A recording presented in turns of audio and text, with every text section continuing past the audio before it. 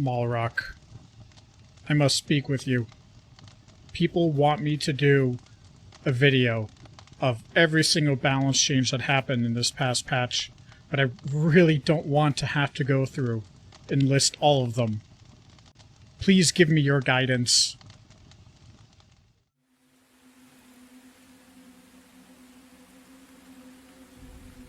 Seriously? You've called me for this? All you have to do is read through some changes, give your thoughts, and post it on YouTube. Stop being a pussy.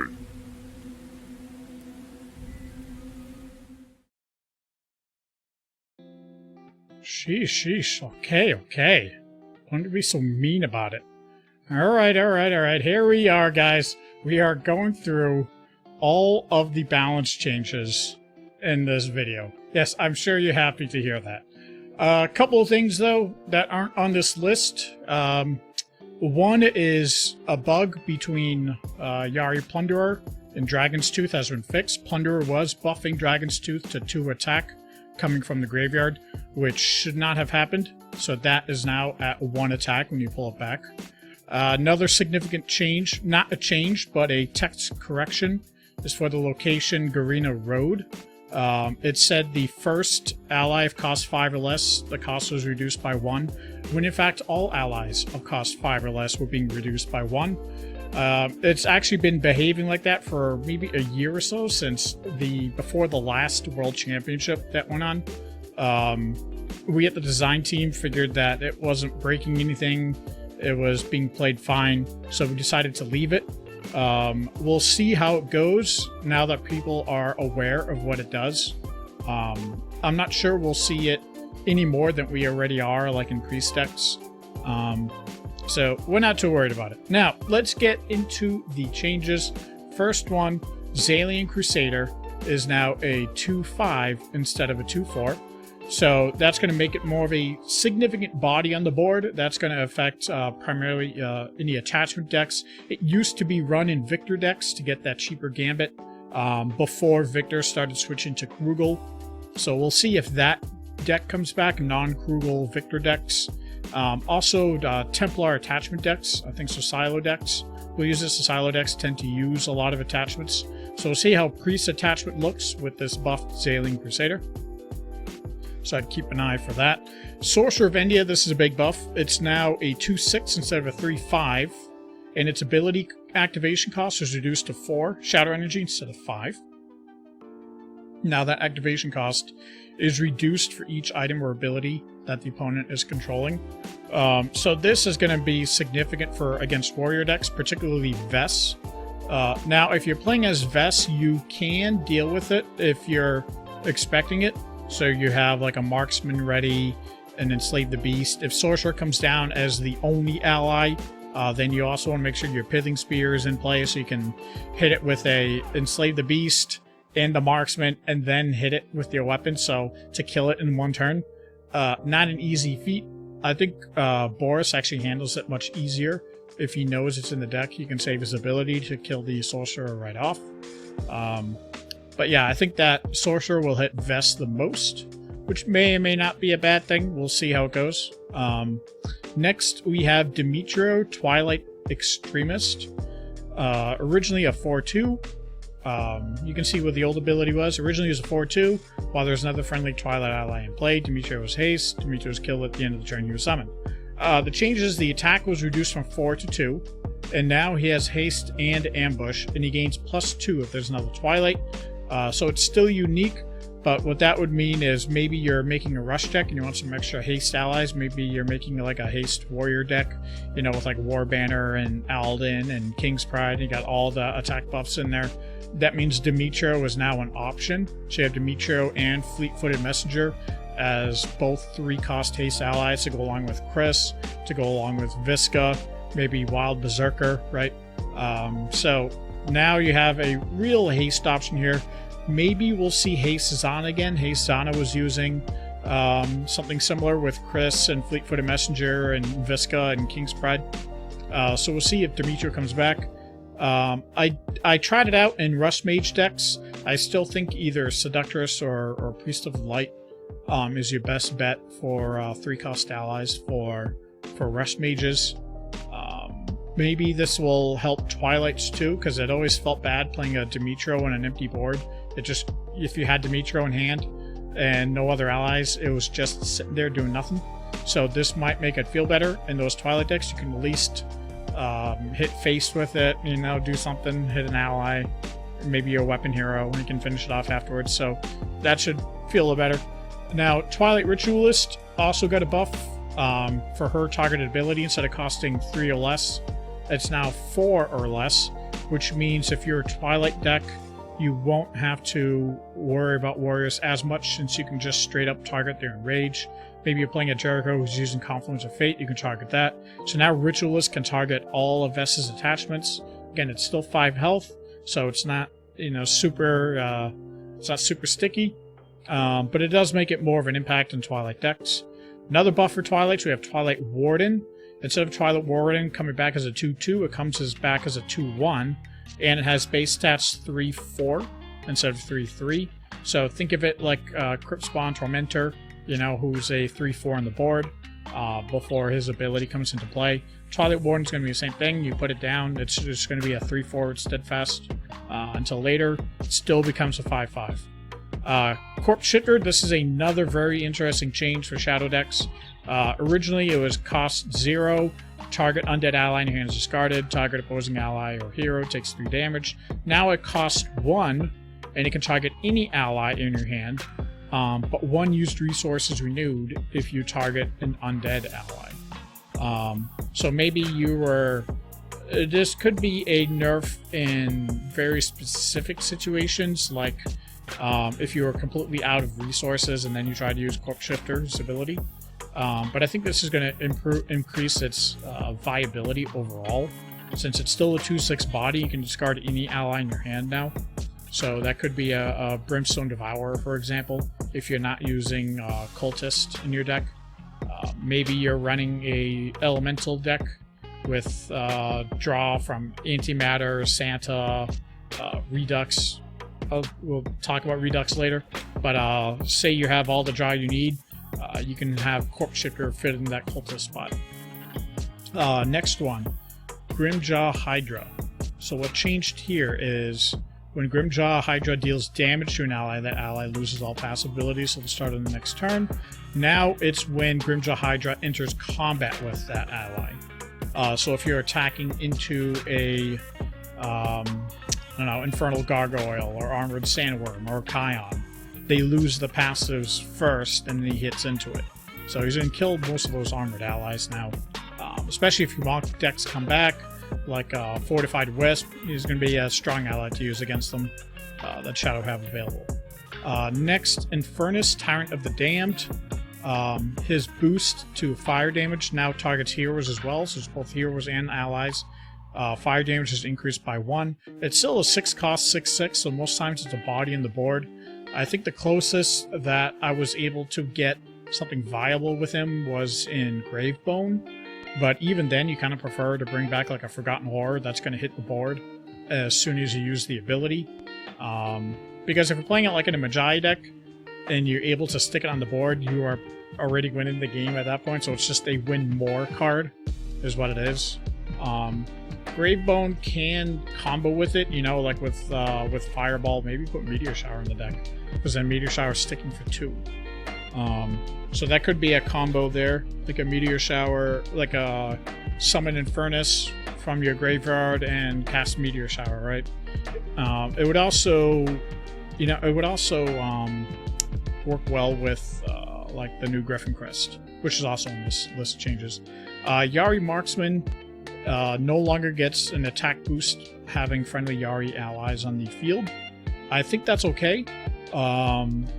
I don't think it discourages playing Yari decks, because Yari also have Xander and Pride of the Yari, so they have a buff ally and a buff armor to go along with them. So there's still that incentive. I still like Yari for Tala, so because Tala will still have Crippling Blow, gonna have Marksman, gonna have Javelin in that deck, and then you can put in Xander and Pride of Yari. So you still have strong board control there. And then you have finishing tools. So I still like Yari for Atala. Not so much Boris, but I like it with Atala. Sindarok Apprentice. Sindarok's Ping. While imposing, the opposing hero takes 4 to if you control at least 2. What changed here? Yes. So originally it was when an opposing ally enters combat with Sindarok, the opposing hero or ally. I think that one was a typo there. Originally, Sindarok's Arcane Ping was only for allies. Now it's both heroes and allies. So this part here is a typo on Cal's part. It didn't originally have opposing hero, but that's okay. So now Sindarok is able to target both of them. I still don't like Sindarok as much as I tried to test it, because most times it's just a body on the board. And attacking into it doesn't do too much unless they happen to have more Templar allies on the field with them. Basically, Sindarok to me is sort of like what I said about Infernus. If you're able to stick that on the board, dealing 4 damage from a 3-cost ally, you're probably in a winning situation in a way. I still prefer Devoted Knight for priests, even Guardian of Unaxio. Still prefer those two in terms of 3-cost allies. So next, Vozitian Trader. So now he's 2/5 instead of a 3/4. Now, and on top of that, he gets an attack buff when an item you control is destroyed. And instead of when summoning an item, it's when an item enters play under your control. And he has a new activated ability. Target card in your hand is discarded, and you draw a card. So this one, what I found in terms of being able to boost it the quickest is if you're playing a rogue with hit list, Black Garb, and Weevil. So you have these 3 things that have very low durability or instantly destroyed kind of abilities, right? And that will buff it really quick. I think I had like 2 5/5 traders on the board on 1 turn. It was pretty fun to do that. The target ability will be for like if you're using Master of Disguise. So now you have an ally that can target that. What else? Buccaneer. Maybe you're running a discard rogue deck with Grave Robber too. Now, in terms of when entering play, can you pull an item under your control, like from the graveyard? Well, you don't have Plunderer. I can't think of it off the top of my head. It would have to be like if you just because originally Griffoncrest would enter play under your control when you discarded it. That was scrapped. So something like that would be able to do it. Or maybe something else will come around that you pull something from the graveyard and put it into play. So that could also be interesting in Meltdown, like a draft tournament. So you could put Trader with Plunderer. That'd be a combo, wouldn't it? Alright. So next, here's a change. Redux Channel. The new one is cost 3. Just target card in your hand is discarded, draw 2 cards, and Redux is exiled. So basically, it's a 3-cost version of Cultist without the Cultist. So I found this to be good in like a discard Praxis. So generally like a 45-card Praxis. So you're running 4 Cultists, 4 Redux Channels, 4 Antimatter, 4 Dagger of Fates, 4 Shock Conductors. It's a lot of fun to play. I found it best in that. I think Zal still works too. Even using on turn 3, maybe you went second, so use that turn 3, discard a Devour and get the board back. Would I run 4 in Zal? I'm not sure. It might just replace Bad Santa for you. So if you're running a 45-card Zal, you might have 4 Cultists, 2 Redux, 4 Antimatters. So you're no longer having to give draw to your opponent. But I still wouldn't run Redux in Zal unless you're running Dagger of Fate. Like I wouldn't, it's the same thing with Antimatter. I actually wouldn't run either Antimatter or Redux without Dagger of Fate or Shock Conductor or both. Otherwise, it gets pricey trying to pull these things off every time. Saymeht's Retribution and Shriek of Revulsion, both of their abilities reduced from 4 to 3. You can see this is artifact support ability for humans. This is attachments to support abilities for Shadow, which means Shriek of Revulsion is clearly better than Sever Ties now. It costs less, and it targets both attachments and support abilities. I know that we want to drop Sever Ties to 3 cost when old cards are able to be rebalanced. So that's one of the things we want to do. Overwhelm, this is a welcome change for me too. Overwhelm now draws a card again. But it used to have a cantrip before. The cantrip was removed. The card never saw play ever again. And now the cantrip is back. Overwhelm, I think right now that Skirvox has changed, originally Skirvox reduced the cost of Hunter allies to summon. So you could do a combination of the attachment.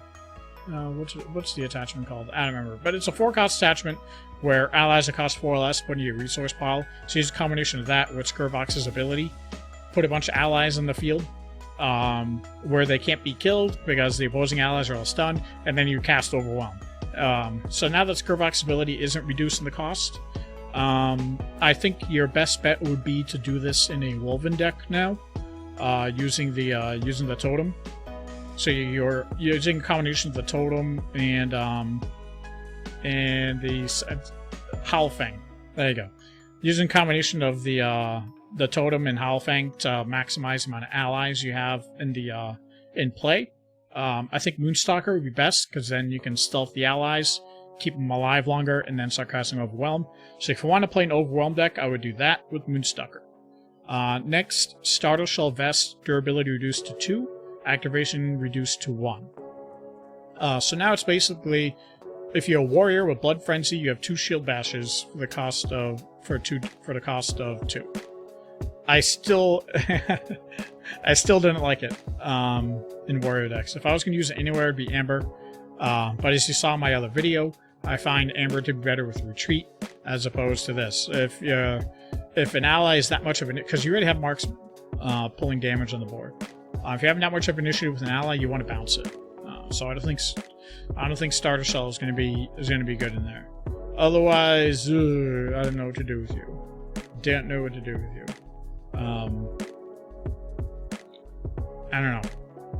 Maybe a bigger warrior deck will use it.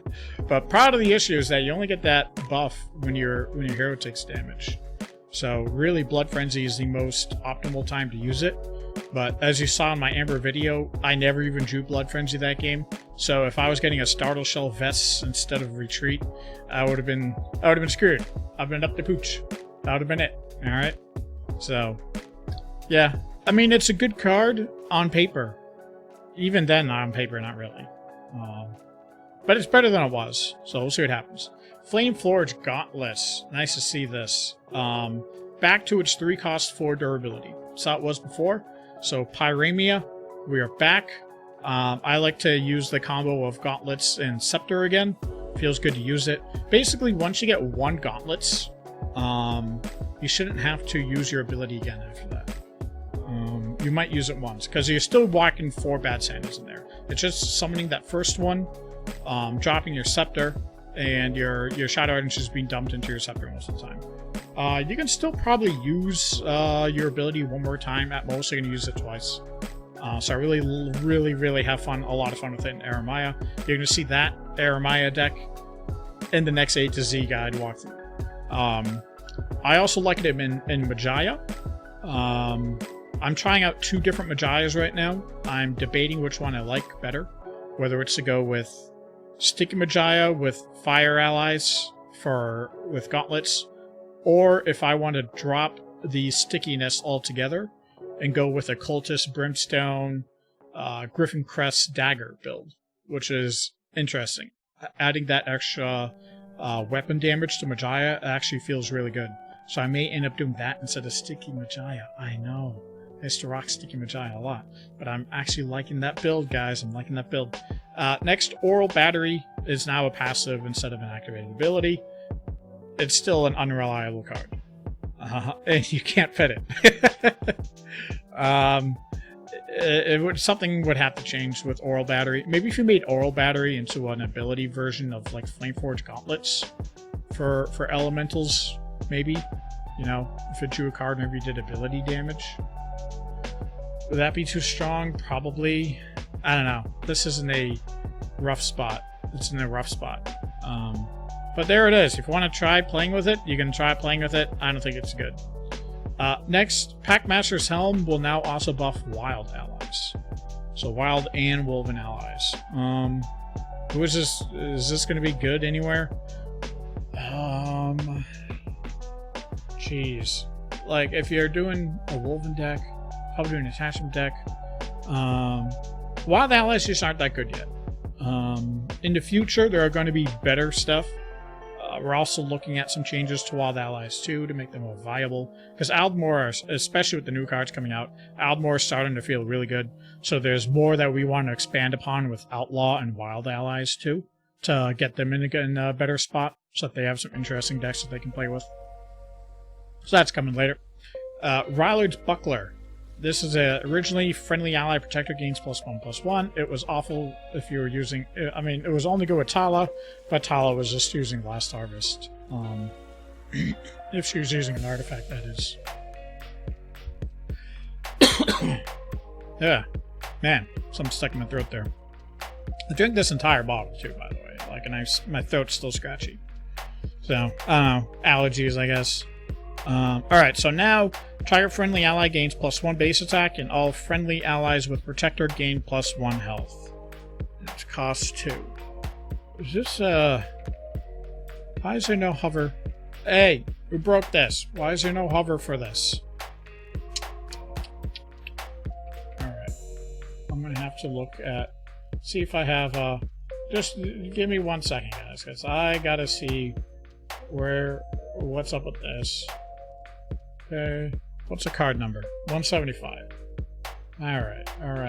Yeah, in the video, I'm going to have images on screen, but right now I don't. So I want to say, alright, so this is Priest Warrior. I wanted to see if maybe any hero could use it. Because possibly you could do it like an Elementalis, but... yeah, I don't know. I still don't think it's that good. If it will be good anywhere, it'll be good in Tiny Tala. Like with Arthal's Pass. Because with Last Harvest, that's costing you a lot of tempo in that deck. So I think Rylard's Buckler would be good there. Since those allies are being hasted in, and typically it's a few at a time. So you're trying to play multiples, maybe you make one a Protector and do Rylard's Buckler. So if you want to try Rylard's Buckler anywhere, I would try it in Tiny Tala, at Arthal's Pass, and try adding some Bucklers in there. That's a place I would try that. Griffoncrest Dagger. This one is a fun one to use. So now it's a completely new weapon. It's a 3-cost weapon now. I know it doesn't say here, because originally it's 4 cost, but it's now 3 cost. Let me see if he has ability image. He did. Look at you. Okay. So, ability change to when Griffoncrest Dagger is summoned while you control a human hero, it gains arcane attack, or if you control a shadow hero, it gains fire attack. While ability damage was dealt this turn, Griffoncrest Dagger has +1 attack. Base, it's also 1/3. Threbin. So, I have a Threbin deck, which again you'll see in the A to Z, that's using 4 daggers and 3 scepters, Madeline scepters for weapons. I like it there. Feels good. Makes Threbin a bit more viable in mid-range, because weapon heroes like to play in the mid-range, but because of the nature of Priest, Threbin wasn't really allowed to do that, so you kind of had like these wonky semi-solo Threbin decks, you know, with like 8 allies. And that's all Threbin had to play because of the Priest pool, and the fact that his weapons were 5 and 6 cost. Couldn't really do anything early enough. So this is going to be interesting there. And again, I do like this in Majaya too. It's been fun using it there. We'll see how it goes. Unaxio Squire is the next one. So now Unaxio Squire no longer has Meek, but the buff is only until the end of your turn now, instead of the start of the next turn. So I like this a lot.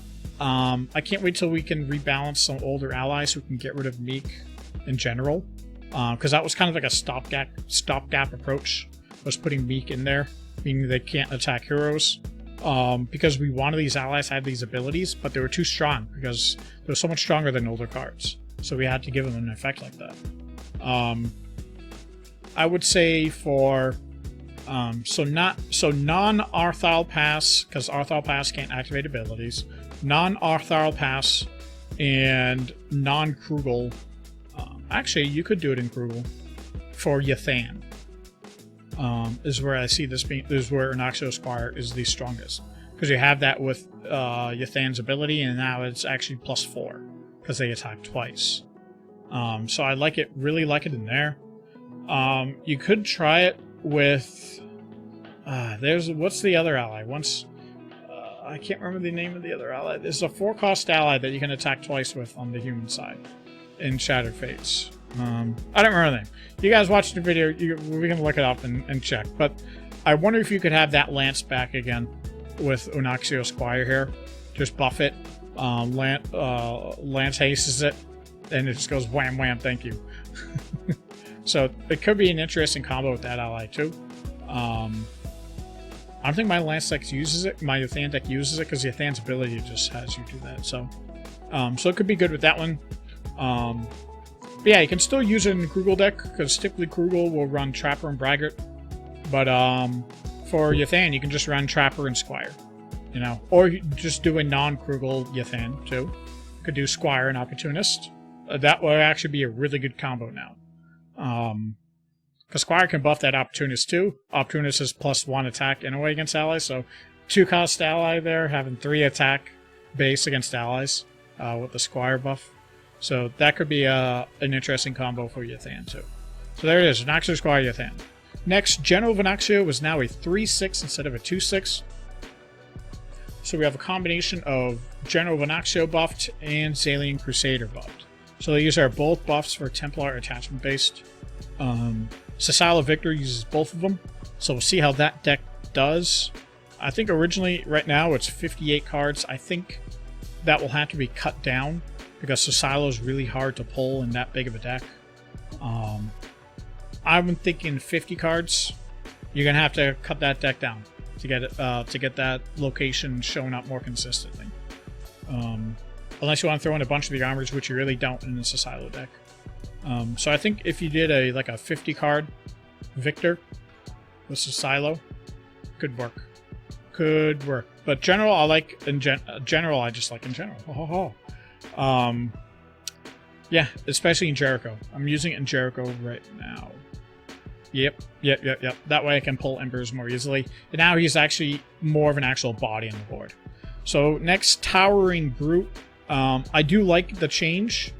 It's a 2/6 now. And it's when Brute is damaged, he has +2 attack, same as before. And can't be targeted by abilities of opposing allies and items. This means that Dahlia, for example, like if you're playing a Lance, Dahlia won't be able to kill it if it's damaged. And opposing allies have -4 attack in Meek instead of -2 attack. How strong is it going to be? I could not fit it in any of my Shadow decks, really, in terms of the Shadow decks I'm running. The closest one I was able to fit it in was Elementalis. But even then, I'm not using it, because there's too many cards I want to use early, so the deck gets filled. So yeah, I'm not even using Towering Brute right now, and I really like it. Maybe if we get some more general allies that are good, like if Banebow goes back to to being non-tribal, like he was years ago, instead of being undead right now, I could definitely see this in the Banebow deck, because Banebow likes to play control in that situation, so it'd be really good. Lilyt of Orem. Let's see, what did you change here? Because I did play this.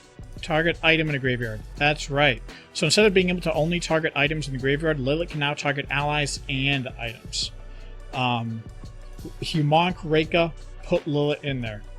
Holy smokes. And remember in my video when I was saying that Humonic Reka builds a bigger board faster than Elementalis now? That's why. Lilyt is absolutely nuts in that deck, guys. Have fun. Blessed Charge.